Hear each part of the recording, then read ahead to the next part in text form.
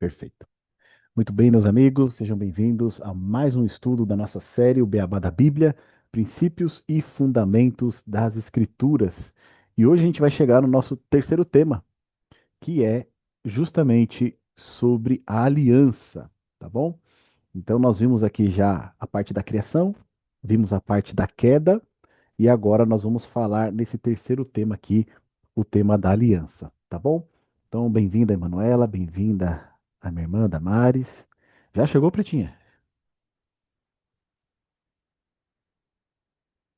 por... Cheguei, meu preto, E graças aí, a Deus. boa viagem? Fiz boa viagem. Graças a Deus, que É bom. com- É isso Mas é aí. bom. Foi tudo bem, graças a Deus. Sair de viagem são duas alegrias, né? Quando você sai, quando você volta para casa, né? Verdade. É isso aí. Então aqui, gente, a gente vai começar o nosso terceiro estudo falando sobre o tema da aliança, tá bom? Lembrando aqui que falamos já sobre a questão da criação, falamos do tema da queda também. Nós vimos que tudo que Deus criou era bom. Ele desejou nos criar, tudo era perfeito, maravilhoso, mas havia uma condição para que as coisas continuassem perfeitas. A condição era os seres criados, Adão e Eva, eles precisavam ser o quê? Obedientes a Deus. Tá certo? A partir do momento que eles desobedecem a Deus, então o pecado ele entra neste mundo e junto com o pecado ele entra também o quê? A morte. Por isso que as coisas não são tão mais belas assim como a princípio na criação. Por isso que nós temos hoje dor, por isso que hoje nós temos sofrimento, por isso que nós temos hoje morte e separação. Nunca foi o propósito de Deus que nós tivéssemos todas essas coisas, né, todas essas mazelas. Mas infelizmente, por conta da desobediência à palavra de Deus, esse mal entrou no mundo, tá certo? E nós vimos que o originador de todo esse mal é quem? É Satanás. Que um dia ele foi um anjo que estava ali à destra do trono de Deus, tá certo? Mas que por conta do seu orgulho, por se achar autossuficiente, por se achar esplendoroso demais, quis ocupar o lugar do próprio Deus. E aí, por conta disso, né, foi expulso do céu e ali levou, né, também essa rebelião aqui para os nossos primeiros pais, tá bom? Então, antes da gente iniciar nosso estudo, alguém tem algum pedido de oração para ser feito?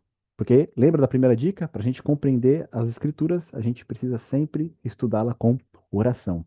E aí a gente vai aproveitar para abrir para vocês. Se alguém tiver algum pedido especial que queira falar, pode abrir o microfone e falar, ou então digitar aqui no chat, tá bom?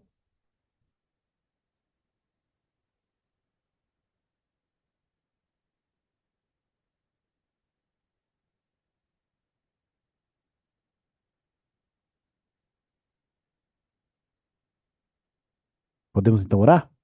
Então vamos orar, vamos falar com Deus? Você está falando, Pedrinha? Liga o seu microfone.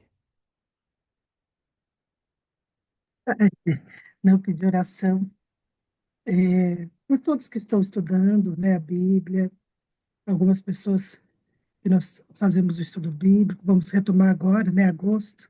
Então, eu queria Amém. pedir oração para Que que bênção. o Espírito Santo continue conduzindo, né, todos nós, para nos alimentarmos sempre da palavra, do que diz a palavra de Deus. Amém. Amém. Tem mais ok? Não? Não. Nós vamos orar, tá bom? Podemos orar então? Feche seus olhos, vamos falar com Deus. Maravilhoso e santo Deus, queremos te agradecer, Pai, o privilégio que nós temos de aprender mais da tua palavra, Senhor. Te agradecemos essa oportunidade de aprender os princípios fundamentais das Sagradas Escrituras, o básico, né? Mas que é aquele básico que transforma vidas, porque é a tua palavra poderosa. Senhor, abre a nossa mente e o nosso coração para compreender esse tema de hoje, o tema da aliança. E em nome do teu filho amado, Senhor Jesus Cristo, queremos pedir para que o Senhor esteja com todos aqueles que estão estudando a Bíblia, que estão assistindo os vídeos, que estão tomando nota daquilo que é transmitido para eles, ó Deus, e que aqueles que ainda vão estudar, que o Senhor prepare os corações e mentes, ó Deus, porque sabemos que apenas o teu Santo Espírito é que nos guia em toda a verdade. E pedimos que o Senhor se faça presente neste momento, nos guiando nesta verdade, ó Deus. Abençoa a todos aqui reunidos, as suas famílias, protege eles de todo mal, livra eles de todo pecado, ó Deus, e abençoa eles ricamente. Em nome de Jesus nós oramos. Amém, Senhor Deus. Amém. Vamos lá então? Eu vou compartilhar com vocês aqui o estudo de hoje, tema da aliança, tá bom?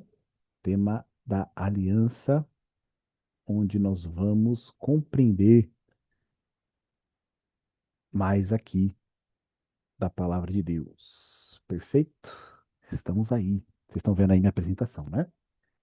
Então, cheguemos aqui no nosso terceiro estudo, a aliança. Olha, passamos já da metade. São 5 pilares aqui esse estudo, nós passamos da metade, tá bom? Vamos tratar hoje do tema da aliança, nessa série, o Beabá da Bíblia, Princípios e Fundamentos das Escrituras. Olha só, após a entrada do pecado no mundo, toda a criação está o quê? Alienada de Deus. O planeta outrora perfeito, com seres coexistindo em perfeita harmonia, agora passa a enfrentar dificuldades e sofrimento. Diante desta triste realidade, Deus poderia simplesmente dar as costas e permitir que a humanidade colhesse o fruto de suas próprias escolhas. Mas não é isso que nos é apresentado no relato bíblico.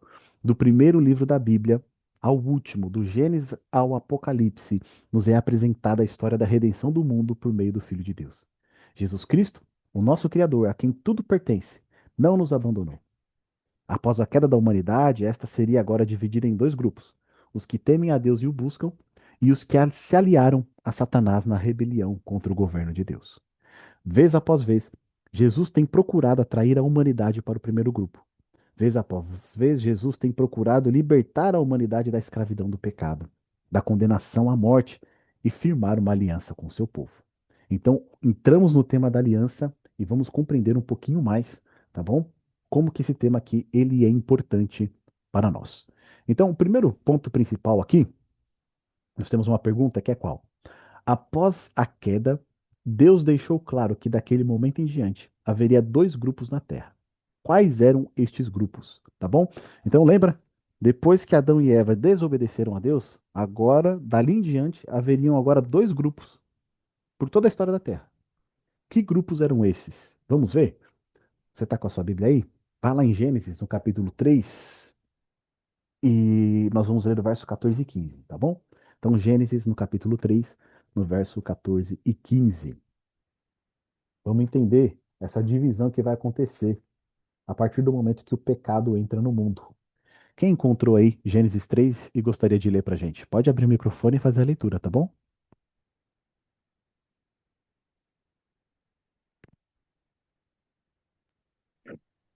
Então o Senhor disse à serpente: Visto que foi isso que fizeste, maldita és entre todos os animais domésticos e entre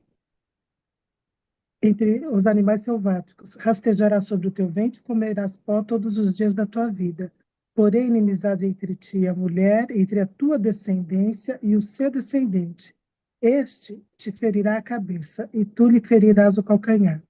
Isso, obrigado, Pretinho. Então, olha só.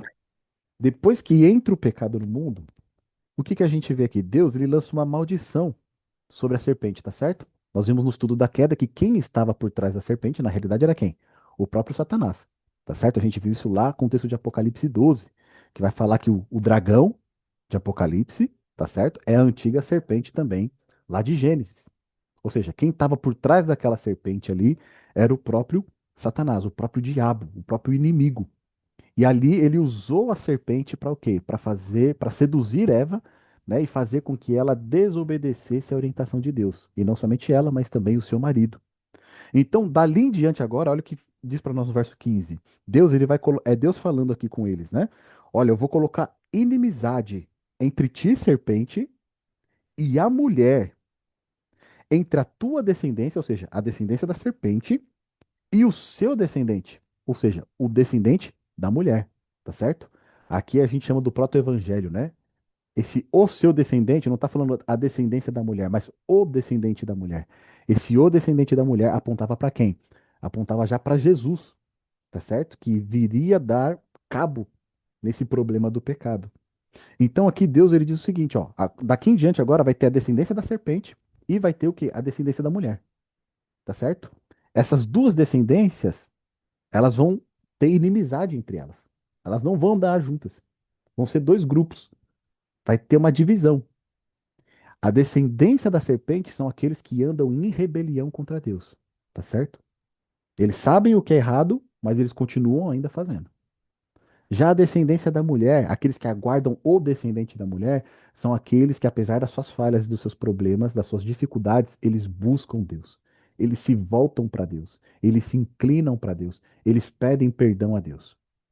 Então aqui Deus ele já faz a separação. Por conta da entrada do pecado, agora nós vamos ter dois grupos durante toda a história, tá bom?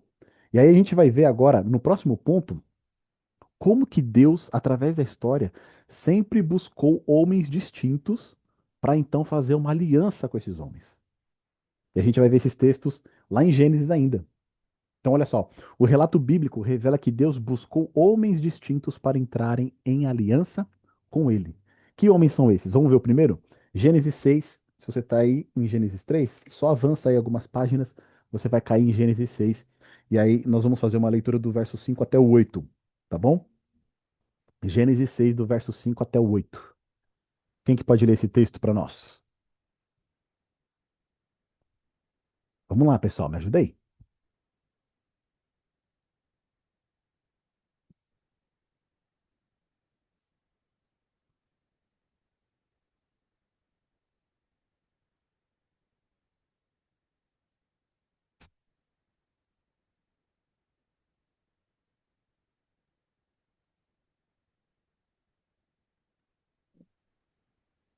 Viu o Senhor que a maldade do homem havia se multiplicado na terra, e que era continuamente mal todo o desígnio do seu coração.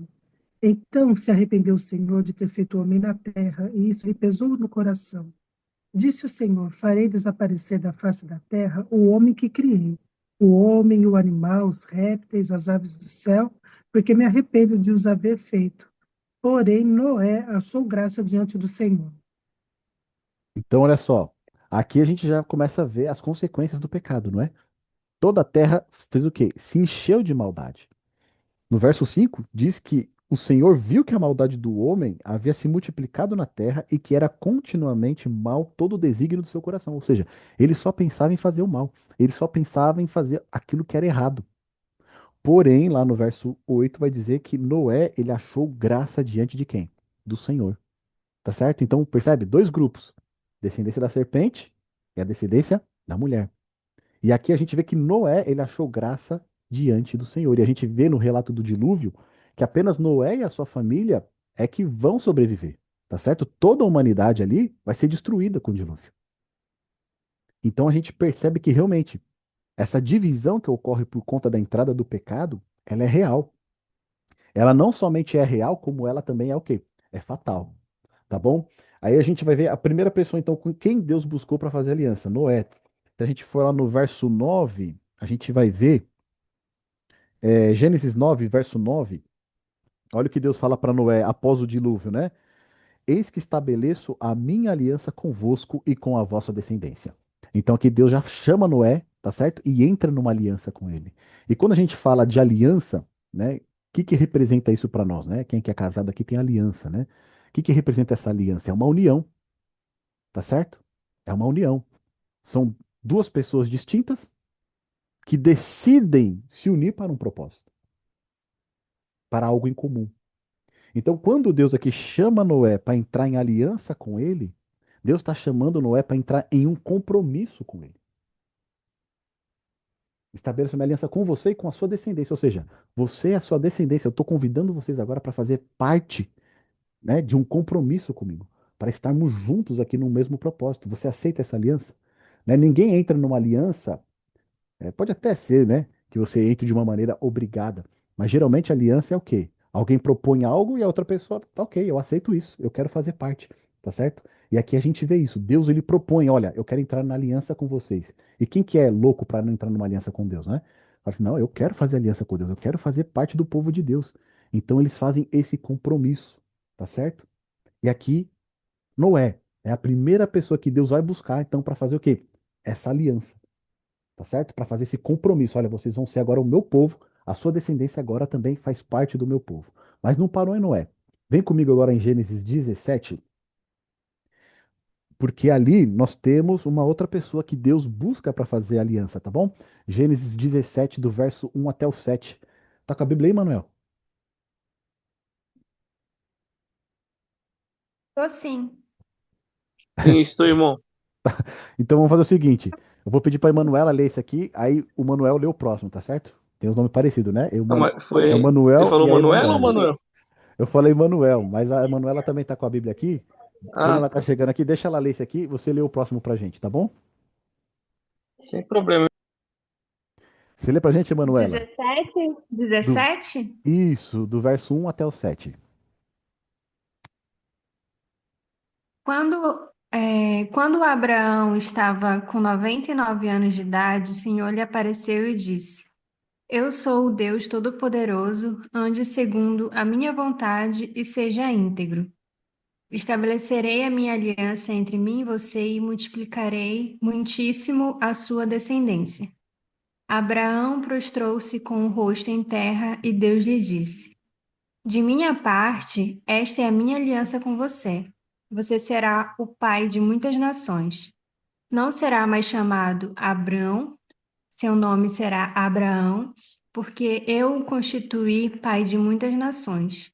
Eu o tornarei extremamente prolífero e de você farei nações e de você procederão reis. Estabelecerei a minha aliança como aliança eterna entre mim e você e os seus filhos descendentes, para ser o seu Deus e o Deus dos seus descendentes. Toda a Obrigado. terra de Canaã. Ah, até o 7, né? Desculpa. Isso, imagina. Obrigado, Emanuela. Então, olha só. Aqui, a segunda pessoa com quem Deus entra em contato, tá certo? E chama para fazer parte da sua aliança. Quem? Abraão, tá certo? Deus vai até Abraão, ele faz um chamado lá em Gênesis 12, né? Para ele sair da terra dele lá, sair do meio da sua parentela, ir para a terra que Deus vai mostrar para ele. E passa alguns anos e depois, agora, no capítulo 17, Deus agora ele quer fazer o quê? Uma aliança com Abraão. Mas essa aliança não é apenas com Abrão, é com Abrão e a sua descendência. Então, olha que coisa fascinante aqui. Você percebe que quando Deus ele chama alguém para fazer esse compromisso com ele, para firmar um compromisso com ele, nunca é apenas a pessoa em si, mas é a pessoa e a sua descendência. Tá certo? É a sua família. E aqui a gente vê, né? Várias vezes a palavra sendo repetida, aliança. Aliança, ou seja, um compromisso entre Deus e Abrão, entre Deus e a descendência de Abrão para que ele se torne alguém, parte do povo de Deus. Agora vamos ver o terceiro, a terceira aliança que Deus faz aqui, Gênesis 26. Aí agora o Manuel lê para gente do verso 2 até o 5. Gênesis 26, do verso 2 até o 5. E apareceu-lhe o Senhor e disse: Não desça ao Egito, habita na terra que eu te disser. Peregrina nesta terra, e serei contigo, e te abençoarei, porque a ti e à tua descendência darei todas essas terras, e confirmarei o juramento que tenho jurado a Abraão teu pai, e multiplicarei a tua descendência como as estrelas do céu, e darei à tua descendência todas estas terras, e por meio dela serão benditas todas as nações da terra. Porquanto Abraão obedeceu a minha voz e guardou o meu mandamento, o meu, o meu mandado, os meus preceitos, os meus estatutos e as minhas leis. Amém, obrigado, meu irmão. Então aqui, a terceira pessoa, Isaac, tá certo? Filho de Abraão. Então, Deus aqui, ele entra numa aliança com Isaac, mas na realidade ele está fazendo o quê? Ele está reforçando aquela aliança que ele já havia feito com o pai de Isaac, que é Abraão. Tá certo? Então ele está reforçando, ele vai falar assim como eu fui com Abraão, eu vou ser contigo também. Tá certo? E aqui ele fala, né? Olha só no verso 5, porque Abraão obedeceu a minha palavra. Lembra? O problema do pecado ter entrado no mundo é porque Adão e Eva não obedeceram o quê? A palavra de Deus. Abraão obedeceu a minha palavra e guardou os meus mandados, os meus preceitos, os meus estatutos e as minhas leis. Tá certo? Então, Abraão, ele foi fiel a Deus.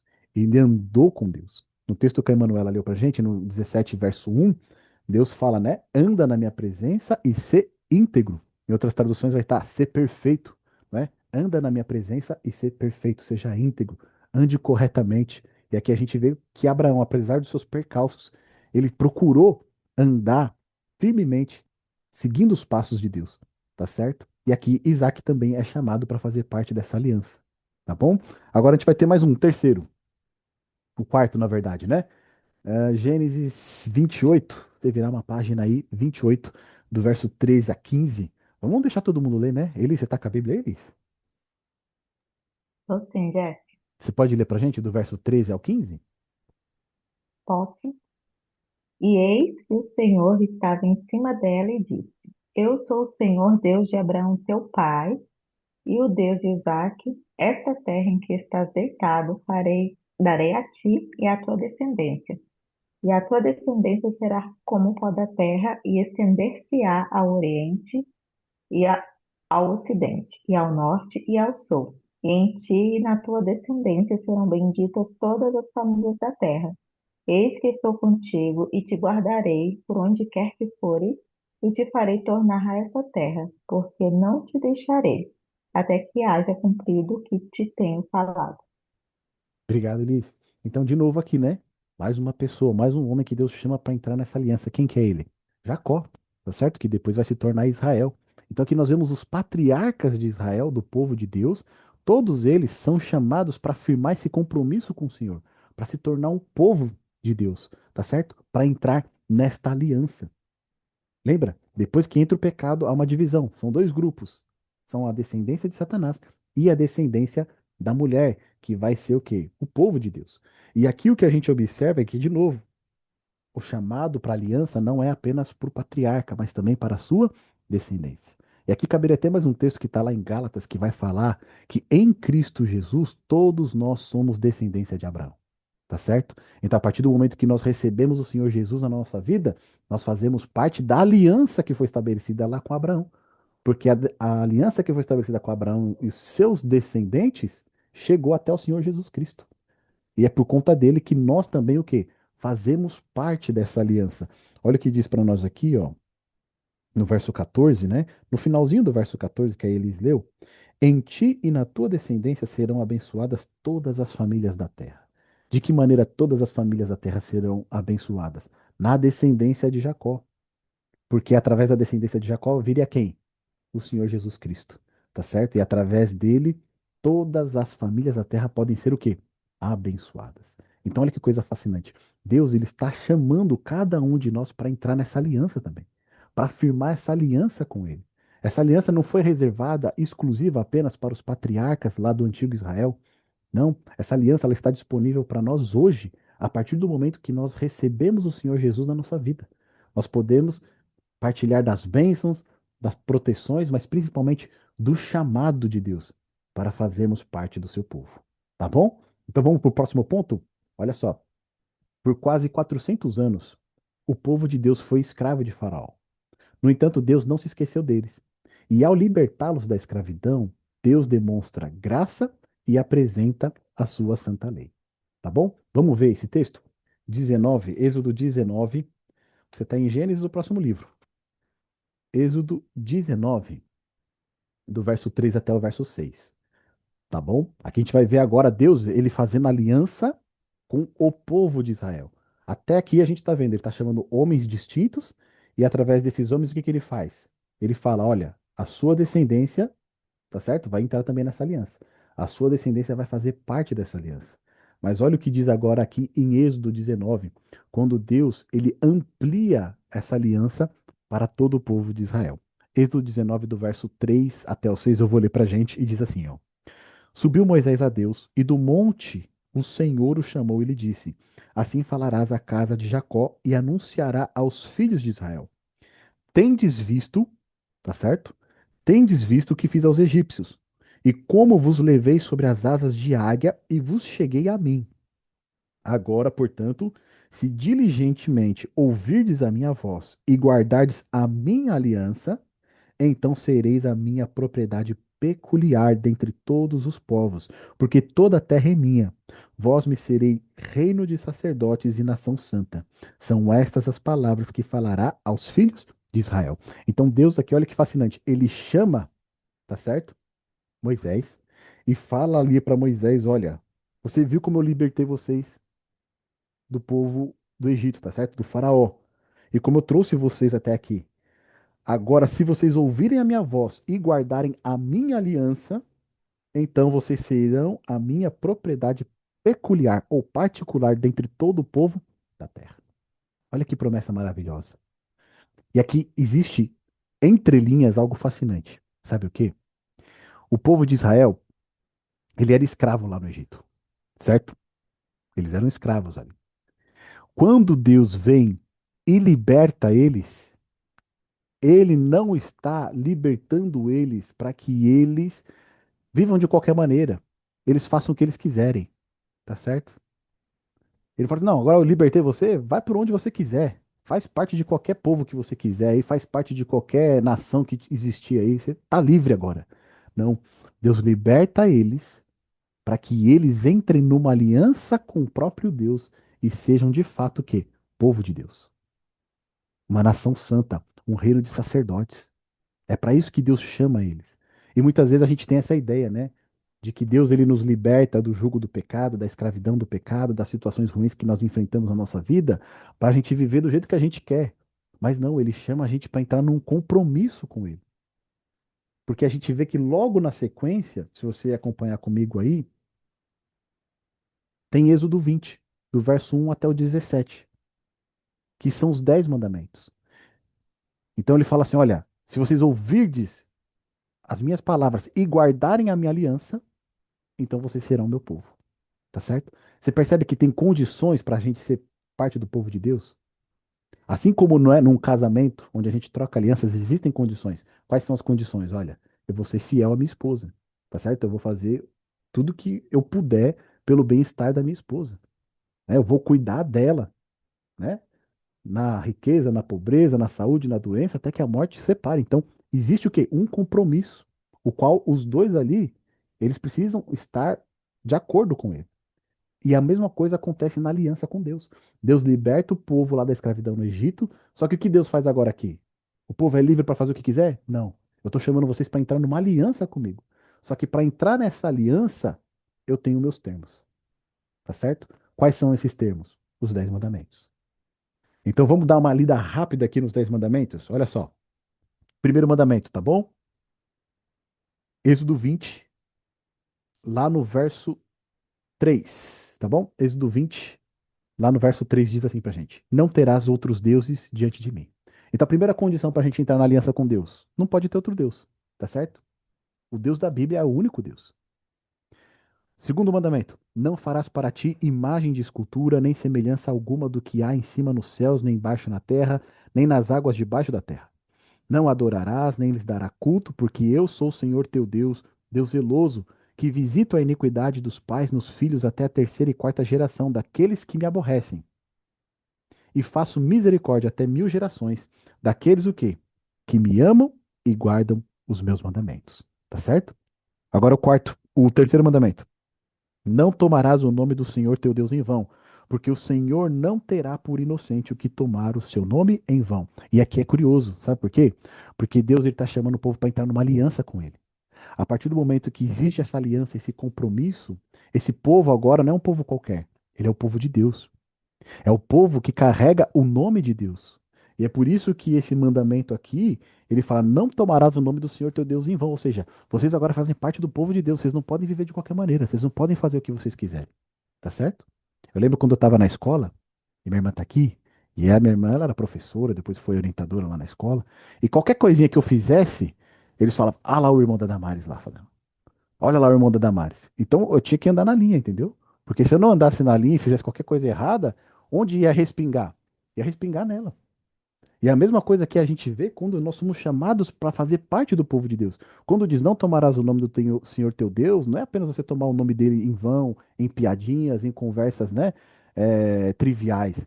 Não, mas é a partir do momento que você faz parte do povo de Deus, o nome de Deus está sobre você. Então, o seu exemplo, o seu testemunho, muitas vezes pode o quê? Respingar em Deus. Então, viva de uma maneira coerente, viva de acordo com o chamado que você teve. Quarto mandamento: lembra-te do dia de sábado para o santificar. 6 dias trabalharás e farás toda a tua obra, mas o sétimo dia é o sábado do Senhor teu Deus. Não farás nenhum trabalho, nem tu, nem o teu filho, nem a tua filha, nem o teu servo, nem a tua serva, nem o teu animal, nem o forasteiro das tuas portas para dentro. Porque em 6 dias fez o Senhor os céus, a terra, o mar e tudo que neles há, e ao sétimo dia descansou. Por isso o Senhor abençoou o dia de sábado e o santificou. Lembra quando a gente falou do estudo da criação? Que Deus ele colocou três marcas no sábado, no sétimo dia? Ele colocou três marcas especiais. O que que ele fez? Descansou, tá certo? E a gente sabe que esse descansou é o quê? Cessou o trabalho. Ou seja, ele parou de trabalhar. Que trabalho Deus estava fazendo? Trabalho da criação. Tá certo? No sétimo dia, no sábado, ele não criou mais nada. Ele já havia terminado no sexto. Então ele descansou, ele abençoou o sábado e o que mais que ele fez? Santificou. Ele colocou três marcas no sábado. Ou seja, esse dia é um dia especial para Deus. Ele separou esse Deus. Ele separou esse dia. E essas três marcas se repetem agora aqui no mandamento também. Porque fala lá, não, no final do verso 11: ao sétimo dia descansou, por isso o Senhor abençoou o dia de sábado e o santificou. Tá certo? Santificar é o quê? Separar para uso santo. Tá bom? É o dia que nós separamos para Deus. E olha que coisa curiosa: esse quarto mandamento aqui não fala para você santificar o dia de sábado, não fala para você guardar o dia de sábado. Ele fala para você o quê? Lembrar do dia de sábado. Tá certo? Para o santificar. O mandamento é para você lembrar. Lembrar o quê? De algo que já foi dito anteriormente. Quando que foram colocadas essas três marcas no sábado? Não foi aqui nos Dez Mandamentos, quando Deus entregou para o povo de Israel. Foi lá na criação, com Adão e Eva. Tá certo? Então lá já havia sido estabelecido: olha, o sábado é o dia do Senhor. Quando chega aqui com a aliança do povo de Israel, Deus ele agora pega esse dia especial e ele coloca aqui, ó, de uma maneira clara nos seus mandamentos. Tá aqui, tá bom? Até aqui vocês poderiam ter desculpa para não estar lembrando de santificar o sábado. Mas agora eu estou fazendo questão de colocar na minha lei aqui para que isso nunca mais saia da mente de vocês. A gente tem que lembrar que o povo de Israel foi escravo no Egito, né? E escravo ele tem dia para poder santificar? Não tem, né? Ele trabalha direto. Então, inclusive, essa foi uma das brigas de Faraó com Moisés. Que quando Moisés chega lá no Egito, ele pede o quê? Para Faraó deixar o povo santificar o sábado. E aí o faraó faz o quê? Ele aumenta a carga do povo, tá certo? Então aí que entra toda aquela confusão que depois vai terminar nas pragas. Então aqui quando Deus apresenta as suas condições, ele fala: "Vocês querem entrar numa aliança comigo? Essas são as condições. Vocês estão de acordo com elas?" Até aqui nós vimos as quatro primeiras. Essas quatro primeiras condições para entrarmos nessa aliança com Deus se referem diretamente no nosso relacionamento com Ele. Você percebeu isso? Não terás outros deuses diante de mim. Depois, olha lá. Não farás para ti imagem de escultura. Você não vai prestar culto para elas, não vai adorar elas, não vai se ajoelhar a elas, não vai orar para elas. Depois, o terceiro, você não vai tomar o nome do Senhor teu Deus em vão. Quarto, lembra-te do dia de sábado para o santificar, porque em 6 dias trabalharás e farás toda a tua obra, mas o sétimo dia é o sábado do Senhor teu Deus. Ou seja, o sábado é de Deus, ele não é nosso. Então, esses quatro primeiros mandamentos é o nosso relacionamento com quem? Com Deus. Diretamente com Deus. Agora, do quinto em diante, olha que curioso. No verso 12: honra o teu pai e tua mãe, para que se prolonguem os teus dias na terra que o Senhor teu Deus te dá. Percebe que não é mais nosso relacionamento com Deus? Agora é o relacionamento com quem? Com pai e com mãe. Agora olha o próximo. Não matarás. Depois, não adulterarás, não furtarás, não dirás falso testemunho e não cobiçarás.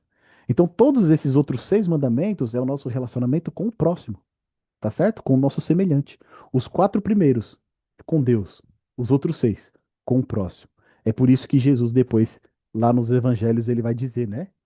Que ele vai resumir esses mandamentos: amar a Deus e amar ao próximo, tá bom? Então aqui a gente observa: quer entrar numa aliança com Deus? O povo quer entrar nessa aliança? Quais são as condições? Os 10 mandamentos. Essas são as condições para que a gente possa entrar num relacionamento profundo com Deus, num compromisso com Deus. E seja sincero, quando você olha esses 10 mandamentos aqui, tem algum mandamento aqui que é ruim? Tem algum mandamento que você fala assim: não, esse aqui eu não quero, isso aqui eu não gosto. Todos eles são bons, não é? Todos eles são perfeitos. Mas às vezes as pessoas torcem o nariz para um só, que é o quarto, que é o sábado, tá certo? Mas se a gente para pensar, olha que bênção que é esse dia. Deus separa esse dia para nós estarmos com Ele. Ele não quer que nós apenas estejamos com Ele, mas Ele quer que a nossa família, todas as pessoas que estiverem conosco, separem esse dia também para estar com Ele, para receber a sua bênção nesse dia, para receber a sua presença nesse dia. Tá bom? Agora, olha só, você tem dúvida com relação a esses termos da aliança com Deus? Olha o que o salmista vai dizer pra gente no Salmo 19, no verso 7. Lembra daquela dica? Se você tiver com o livro da Bíblia, abre ela aí no meio, que geralmente você vai cair em Salmos. E aí você vai lá para Salmo 19, no verso 7. Quem pode ler pra gente? Salmo 19, verso 7.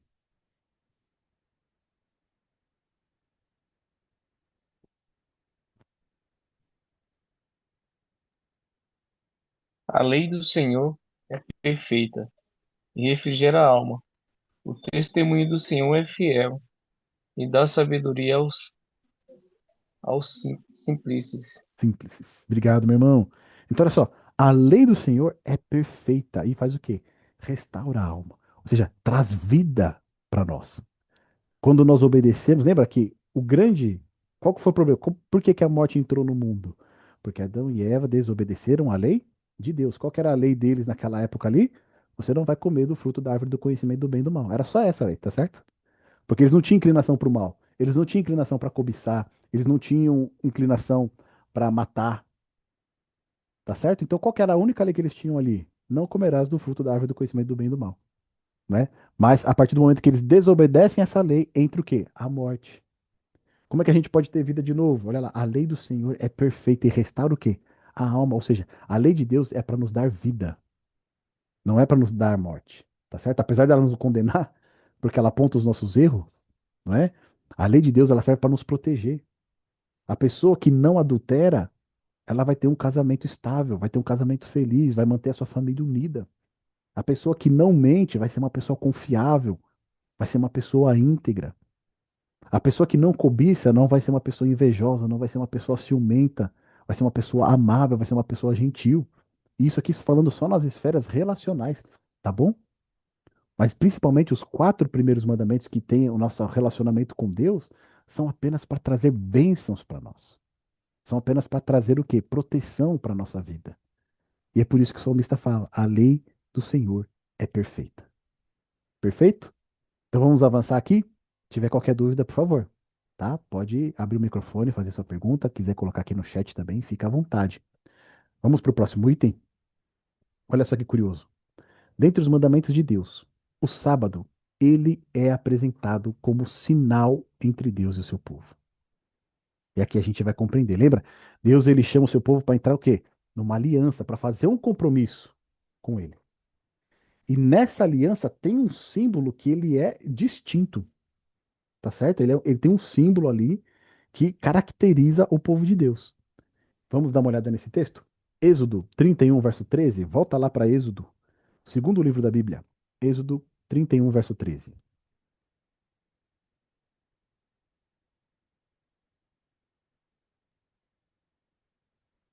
Quem pode ler para a gente?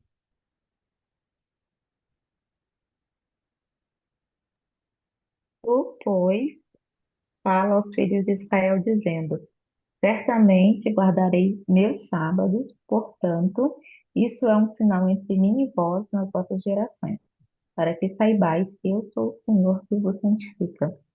Obrigado, Elis. Então, olha que coisa curiosa. Deus, ele estabelece o sábado como o quê?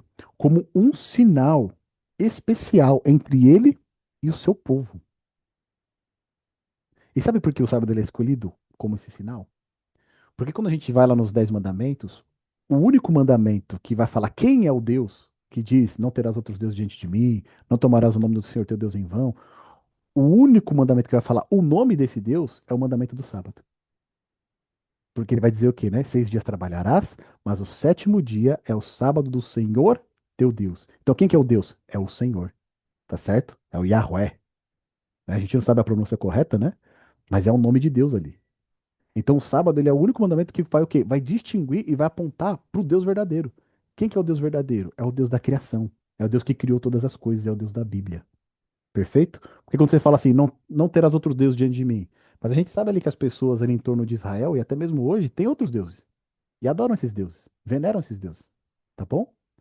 Então, aquele que vai distinguir realmente quem que é o Deus verdadeiro, o Deus da Bíblia, é o mandamento do sábado. E é por isso que o sábado ele é colocado de uma maneira especial como que sinal entre o povo de Deus e ele. E aqui vai falar assim, né? Será esse sinal por quê? Por gerações. E agora, se você virar a sua página aí, você for lá no verso 16, 17, desculpa. Olha o que diz lá, ó. Entre mim e os filhos de Israel é sinal o quê? Para sempre. Aqui falando de novo do sábado, tá certo? Então o sábado ele foi estabelecido o quê? Como um sinal da aliança entre Deus e o seu povo. Agora acompanha comigo o próximo texto que está lá em Ezequiel, tá bom? Ezequiel. Ezequiel é depois de Salmos. Então você pode aí, depois do meio da Bíblia, vai passar Isaías, Jeremias, e aí você vai chegar em Ezequiel. Ezequiel 20, são dois textos aí que a gente tem nesse capítulo.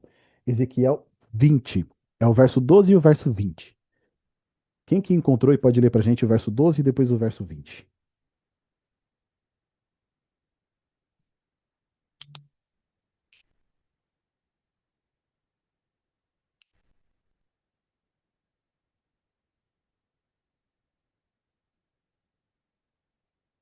Alguém quer ler?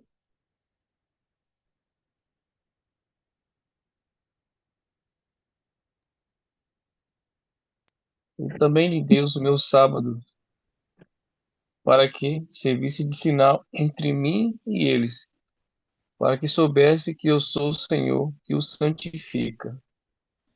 O verso 20.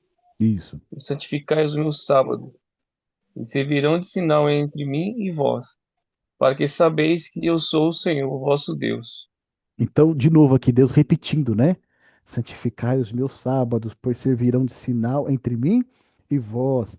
Também lhes dei os meus sábados para servirem de sinal entre mim e vós. Aqui é óbvio, né? Os sábados, quando a gente fala no Antigo Testamento, não era só o sétimo dia, né? Toda festa do povo de Israel era considerado um sábado. Imagina o seguinte: o sábado ele tem um conceito de feriado, tá certo? Então, quando Deus concede um sábado toda semana, ele está te dando um feriado toda semana. Porque nesse dia você não trabalha, esse dia não é para você trabalhar, mas é um dia para você santificar, para você estar junto dele, tá bom? Só que, fora o feriado semanal do sábado, você tinha outros feriados, que era da Páscoa, que era do Pentecostes, tá certo? Que era ah, o dia do Yom Kippur, tá certo? Então, você tinha esses outros feriados que também eram sábados. E também revelavam um sinal entre Deus e seu povo. No entanto, o sábado semanal também está incluído aí, tá certo? Como um sinal entre Deus e seu povo. Pretinha, lê pra gente Marcos 2:28, por gentileza. Marcos E 2:28. de sorte que o Filho do Homem é Senhor também do sábado. Isso. Então, olha só. Não é para a gente não falar apenas da questão do Antigo Testamento como um sinal entre Deus e seu povo. No Novo Testamento, Jesus ele vai dizer o quê? O Filho do Homem, ele é o Senhor do quê? Do sábado, certo? Ele que estabeleceu esse dia. Então, não foi igreja, não foi um povo específico, não. Foi ele que estabeleceu esse dia. Ele falou assim: Eu sou o Senhor do sábado. Foi eu que dei esse dia para vocês. E sou eu que exijo que esse dia seja santificado. Óbvio, a gente tem aqui o que? O contexto da aliança. Eu quero fazer parte do povo de Deus, eu tenho o quê? As condições. Quais são as condições? Os 10 mandamentos. Ah, mas só quem observa os 10 mandamentos faz parte do povo de Deus? De uma maneira que a gente possa deixar bem claro pelo que está escrito, a gente sabe que sim. Porém, a gente sabe que existe a ignorância. Tá certo? Existem pessoas que não têm esse entendimento, que não têm esse conhecimento e têm fé em Deus e buscam a Deus. E Deus considera essas pessoas o quê? Povo dele também. E Deus está procurando fazer o quê? Conduzir essas pessoas em toda a verdade. Tá certo? Para que todos estejam em harmonia com as suas condições e possam fazer parte do seu povo, da sua aliança. Perfeito? Então, olha só. Próximo ponto. O propósito de Deus sempre foi restabelecer o laço que com a humanidade foi rompido. De que maneira Deus iniciou essa restauração? Vamos ver um texto lá em Êxodo? Volta para Êxodo 25, verso 8. Lembra, o pecado criou separação. A gente leu o texto de Isaías 59, né? O pecado criou separação entre a humanidade e Deus. Deus agora não poderia estar mais ali em comunhão plena com a humanidade por conta do pecado. Mas Deus procurou sempre restaurar essa comunhão. Então, vê comigo esse texto de Êxodo 25, no verso 8. Olha o que está escrito lá. 25, verso 8. Quem que pode ler? Êxodo 25, verso 8.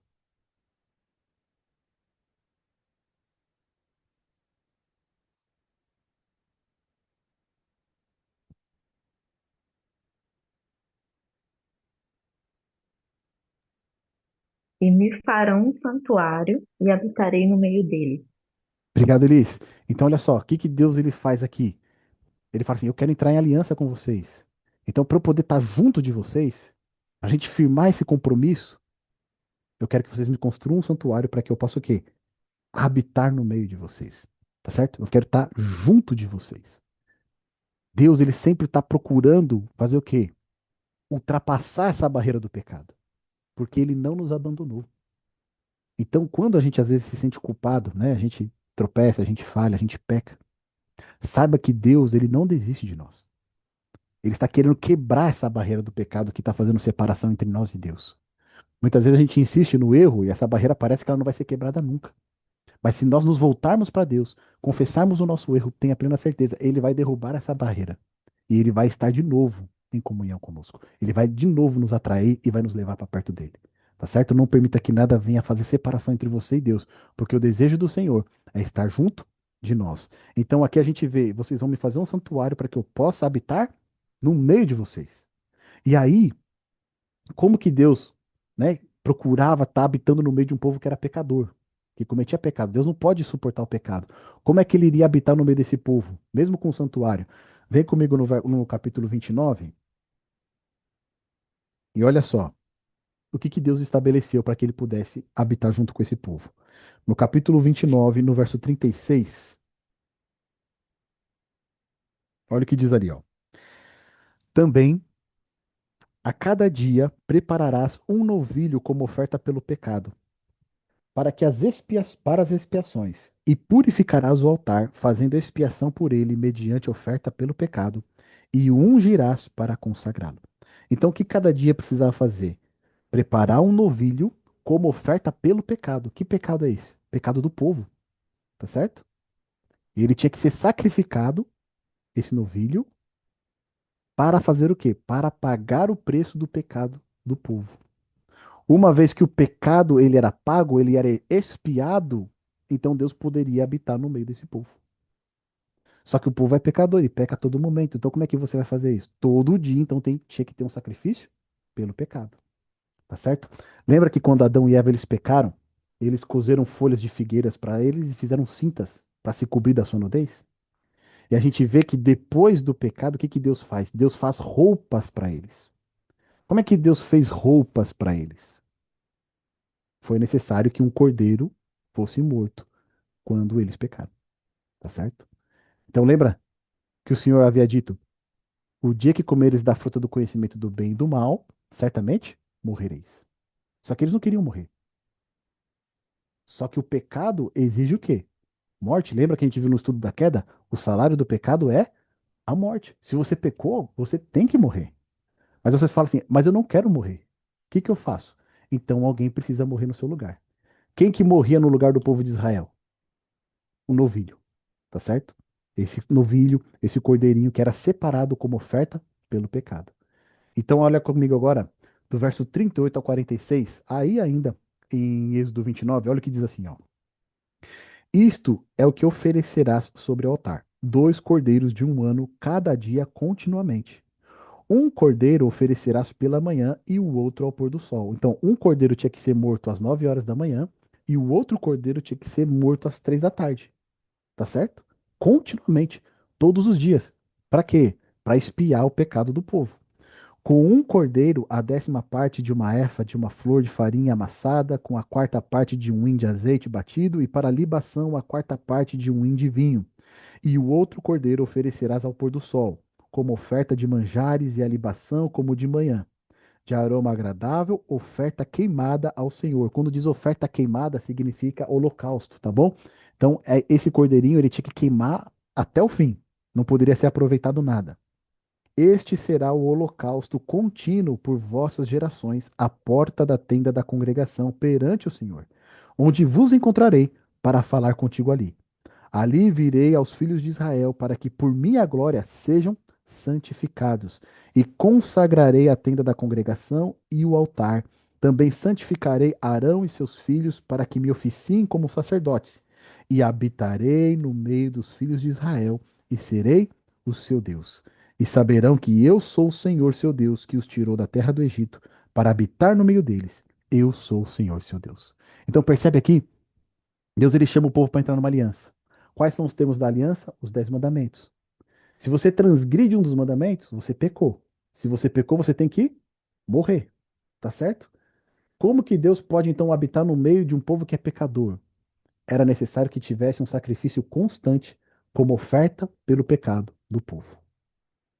Então, o pecado que eles cometiam era pago pelo cordeirinho inocente que não tinha nada a ver com o assunto, para que ali então Deus pudesse habitar no meio desse povo que era pecador.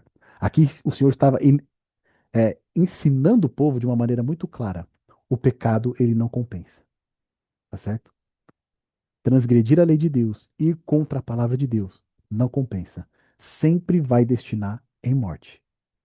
Se a gente tiver a dura serviço, né, e não obedecer a palavra de Deus, e seguir em rebelião, mesmo sabendo o certo a se fazer, meus amigos, esse caminho é um caminho de morte. Tá certo? Salomão vai dizer, né? Há caminhos que ao homem parecem bem, mas que o seu destino final é o quê? É a morte. Tá bom? Então, para que o povo não morresse pela presença de Deus e que Deus pudesse habitar no meio de pecadores, então o cordeiro tinha que ser o quê? Sacrificado pelo pecado do povo. Esse foi o meio que o Senhor encontrou para poder estar junto deles, para poder estar no meio deles. Então, quando a gente olha, né, naqueles filmes antigos, naquelas séries que mostram o santuário, o tabernáculo, o propósito de tudo isso era ensinar o povo, primeiro, o pecado tem consequências. O pecado, ele acaba em morte, tá certo? E uma segunda lição que estava mostrando ali. Se você pecou e não quer morrer, você precisa de um substituto. Alguém precisa morrer no seu lugar. No caso aqui, quem que era? O cordeirinho, tá certo? O cordeiro inocente, ele tinha que ser sacrificado por conta do seu erro. Agora, olha comigo o próximo ponto. Os sacrifícios pelo pecado que aconteciam no santuário, eles tinham um propósito maior. O que Deus queria ensinar ao seu povo? Lembra? A gente falou algumas coisas aqui, né? O pecado não compensa. Se você pecou e não quer morrer, você precisa de um substituto. Mas numa última instância e numa instância muito maior, todo esse ritual que era praticado no santuário de sacrifícios, ele apontava para algo muito maior. Vamos ver? Lá em João, no capítulo 1, verso 29. Vem comigo lá no Evangelho de João, Joãozão, tá bom? João Grande, capítulo 1, verso 29.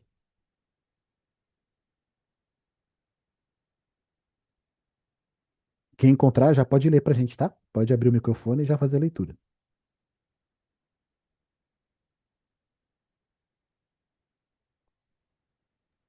No dia seguinte, João viu a Jesus que vinha para ele e disse: Eis o Cordeiro de Deus que tira o pecado do mundo. Então, obrigado, Elis. Olha que coisa fascinante. Todo aquele ritual do santuário, todo aquele ritual de sacrifícios por conta do pecado, estava apontando, na verdade, para quem? Para Jesus Cristo. Tá certo? Ele é o verdadeiro Cordeiro de Deus que tira o pecado do mundo. Então, se você pecou e não quer morrer, você precisa de um substituto. Alguém precisa morrer no seu lugar. Quem é esse que vai morrer no seu lugar? É o Senhor Jesus. Então, toda essa didática, toda essa dinâmica do santuário apontava para o Senhor Jesus Cristo, o nosso substituto. Tá bom? E tem mais um texto aqui em Hebreus, capítulo 9, do verso 9 a 14, eu vou ler aqui, porque não apenas o cordeirinho que era sacrificado, ele apontava para Jesus, mas todo o ritual do santuário apontava para Cristo. Tá bom? Então, olha só, Hebreus 9, do verso 9 ao 14, olha o que diz ali, ó.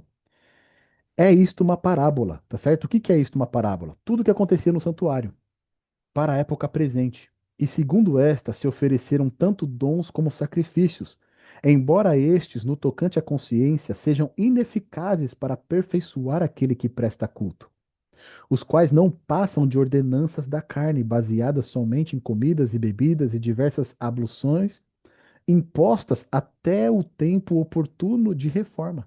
Ou seja, tudo aquilo que era feito no santuário, ele serviu até um tempo, tá certo? Até que tempo foi esse? Olha no verso 11. Quando, porém, veio Cristo como sumo sacerdote dos bens já realizados mediante o maior e mais perfeito tabernáculo, não feito por mãos, quer dizer, não desta criação, não por meio de sangue de bodes, de bezerros, mas pelo seu próprio sangue, entrou no santuário, no Santo dos Santos, uma vez por todas, tendo obtido eterna redenção. Portanto, se o sangue de bodes e de touros e a cinza de uma novilha aspergidos sobre os contaminados os santificam, quanto à purificação da carne, muito mais o sangue de Cristo, que pelo Espírito eterno a si mesmo se ofereceu sem mácula a Deus, purificará a nossa consciência de obras mortas para servirmos ao Deus vivo. Que perfeito isso, né? Então, se naquele momento, aqueles sacrifícios, tudo aquilo que era realizado no santuário, servia para conceder perdão, servia para santificar o povo de Deus, quanto mais hoje nós podemos ser perdoados e santificados pelo precioso sangue do Senhor Jesus que foi derramado em nosso favor. Meus amigos, não existe desculpa para a gente não entrar nessa aliança com o Senhor, porque o convite ele é claro. Existem as condições. É claro que existem essas condições. Mas olha o que existe de maior ainda: o perdão, a graça que nos é oferecido e ainda mais, o poder para que nós possamos atender às condições de Deus. Se a gente olha para as condições de Deus para querer entrar nessa aliança, a gente fala: eu não vou conseguir. Eu não consigo obedecer, eu não consigo fazer isso aqui que está me pedindo. Mas se eu olho para o Senhor Jesus Cristo e vejo o tamanho do sacrifício que foi feito por mim, eu falo: Senhor Jesus, por favor, me capacita para entrar nessa aliança. Me habilita para entrar nessa aliança, porque eu não sou capaz, mas pelo seu sangue eu posso. Tá certo? Vamos para o último ponto? Olha aqui comigo. A Bíblia chama o tempo em que vivemos como os últimos dias. E assim como nos primeiros, nós temos uma divisão de grupos. Qual é a característica do povo de Deus nesses dias? Lembra que a gente falou? Entrou o pecado, nós temos dois grupos na história da Terra: a descendência da serpente e a descendência da mulher. A descendência de Satanás é a descendência do povo de Deus. Nos últimos dias que nós estamos vivendo, essa divisão vai ficar ainda mais clara. E a Bíblia, lá em Apocalipse, vai deixar claramente qual é o grupo que pertence a Deus e qual é o grupo que não pertence. Vamos lá dar uma olhada? Apocalipse, vai lá no último livro da Bíblia. Apocalipse 12, verso 17. Quem gostaria de ler esse texto pra gente? Apocalipse 12, verso 17.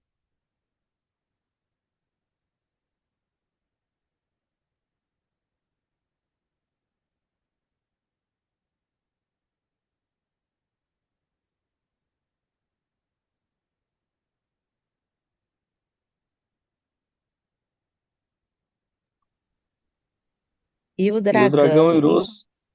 Oh, pode ler, mano. Fica à vontade, Manuel.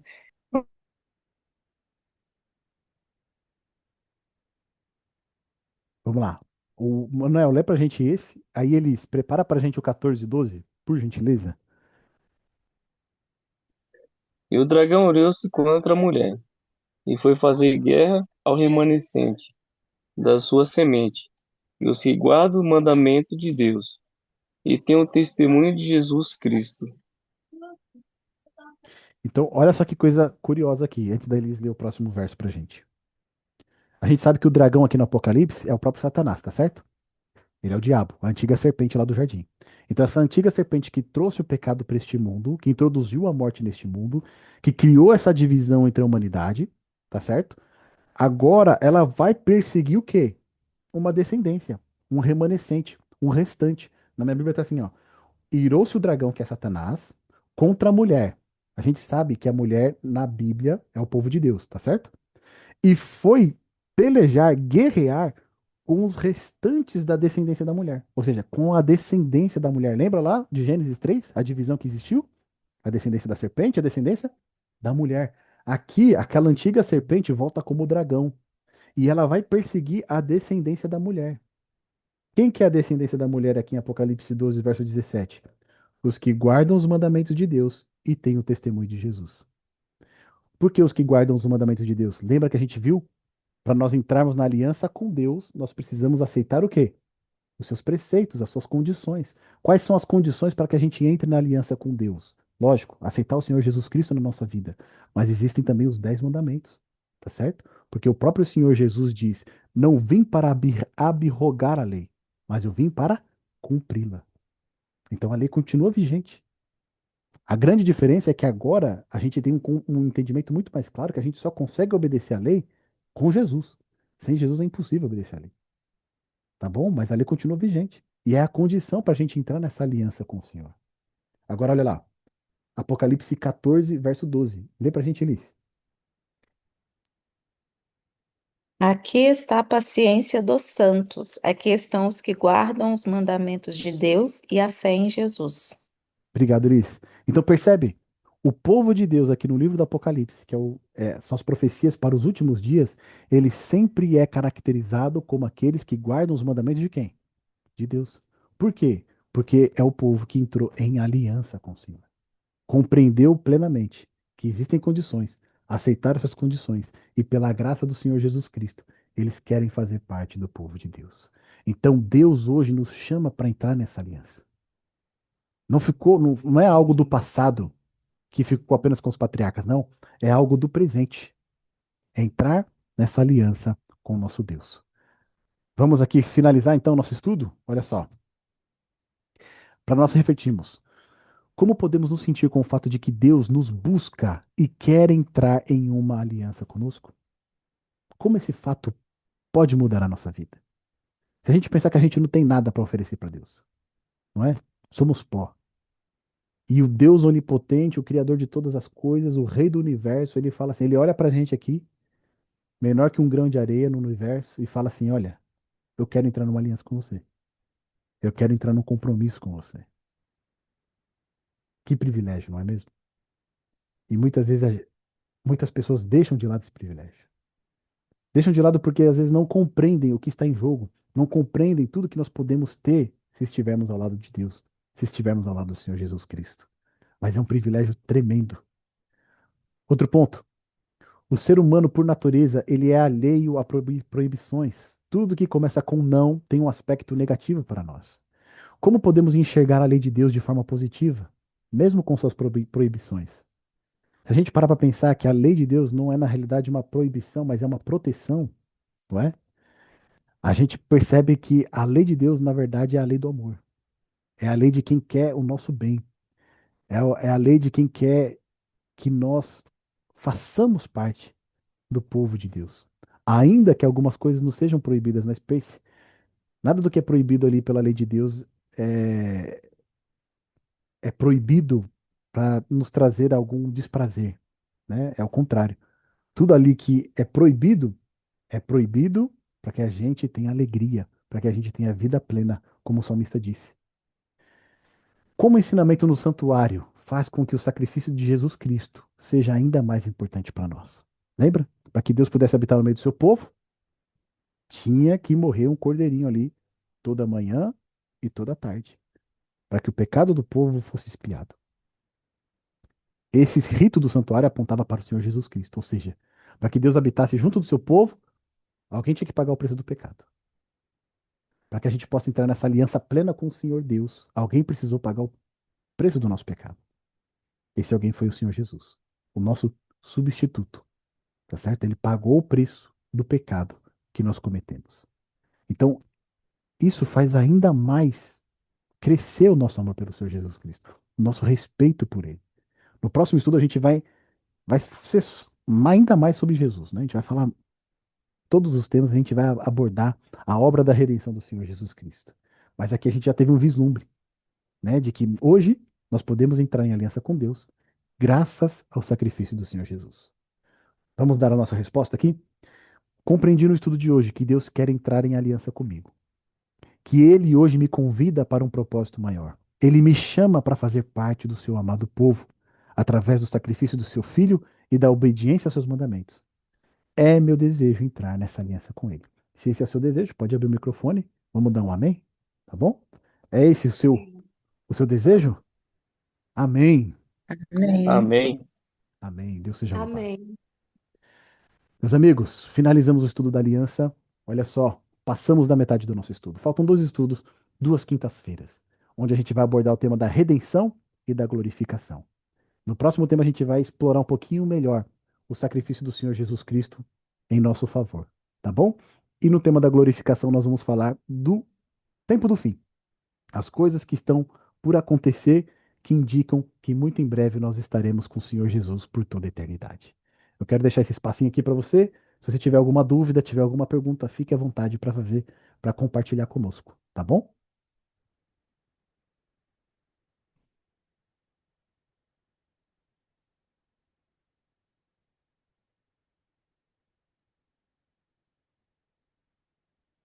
Só agradecer pelos estudos aí, Jefferson. Muito bom. Deus continue te usando e te abençoando. Obrigado, meu irmão. Obrigado pela presença, pela participação. Que Deus seja louvado, né? Que a gente possa encaminhar cada vez mais esses estudos aí para as pessoas que têm fome, têm desejo de conhecer mais da palavra de Deus. Obrigado, viu? Mais alguém? Vamos encerrar então, meus amigos? Vamos encerrar então com uma oração. Vamos agradecer a Deus por esse estudo e para que essas palavras fiquem em nosso coração e nossa mente, tá bom? Então feche seus olhos. Vamos orar. Maravilhoso e eterno Deus, graças te damos, porque o Senhor nos convida a entrar num relacionamento, num compromisso, numa aliança com o Senhor. Quem somos nós, ó Deus, para fazer parte do teu povo? Mas o Senhor estende a tua mão e, através do teu Filho amado Senhor Jesus Cristo, nos faz esse convite. Por favor, nos ajude a não somente a aceitá-lo, mas a ficarmos firmes nessa aliança, nesse compromisso com o Senhor. E que muito em breve estaremos juntos pessoalmente de ti, ó Deus. Esse é o nosso maior desejo. Que o Senhor venha nos abençoar, que o Senhor venha nos iluminar, nos dar uma boa noite de sono, uma boa noite abençoada. Em nome de Jesus nós oramos. Amém.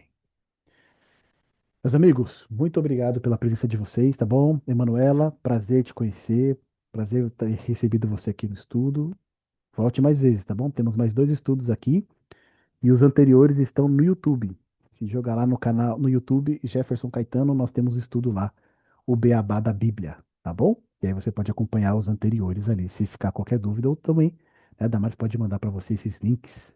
Daqui a pouco eu vou estar colocando no grupo aqui do WhatsApp o estudo de hoje, tá bom? Tô devendo o estudo da queda e vou também colocar o estudo de hoje aqui.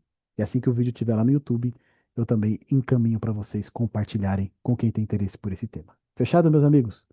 Que Deus abençoe a todos, uma boa noite. Boa noite. Amém, boa noite. Tchau, tchau.